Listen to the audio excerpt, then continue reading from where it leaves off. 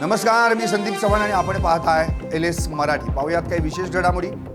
बारामती पोटनिवडणूक बिनविरोध व्हावी म्हणून उपमुख्यमंत्री सुनेत्रा पवारांचा काँग्रेसचे प्रदेशाध्यक्ष हर्षवर्धन सपकाळांना फोन। माघारीबाबत अंतिम निर्णय दिल्लीतील वरिष्ठ नेते घेणार असल्याची माहिती। आज 3 राज्यांत मतदान, एकाच टप्प्यात मतदार ठरवणार कुणाच्या हाती असेल सत्ता। 3 राज्यांत निवडणुकीत महिला मतदार ठरणार गेम चेंजर। तमिळनाडूत सर्वच पक्षांकडून सवलती। लोकसभा मतदारसंघनिहाय कार्यकर्ते आणि पदाधिकाऱ्यांच्या आढावा बैठका। खासदार श्रीकांत शिंदे यांनी कल्याण आणि भिवंडी लोकसभा मतदारसंघात कार्यकर्ते आणि पदाधिकाऱ्यांची घेतली बैठक। राज्यातील उच्च शिक्षण व्यवस्थेत महत्त्वपूर्ण बदल। राज्यातील सर्व विद्यापीठ आणि महाविद्यालयांमध्ये ऑनर्स तसेच ऑनर्स विथ रिसर्च अभ्यासक्रम लागू।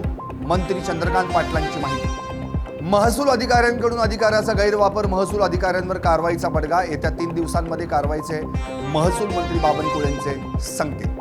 पुण्यात ग्रामपंचायत निवडणुकीची रणधुमाळी सुरू। 754 ग्रामपंचायतींच्या प्रभाग रचनेचा प्रारूप मसुदा तयार। तहसील पातळीवर मसुदा जाहीर। राष्ट्रीय इंडियन मिलिटरी कॉलेज प्रवेश अर्जास मुदतवाढ। 7 जूनला मिलिटरी कॉलेज प्रवेश पात्रता परीक्षा।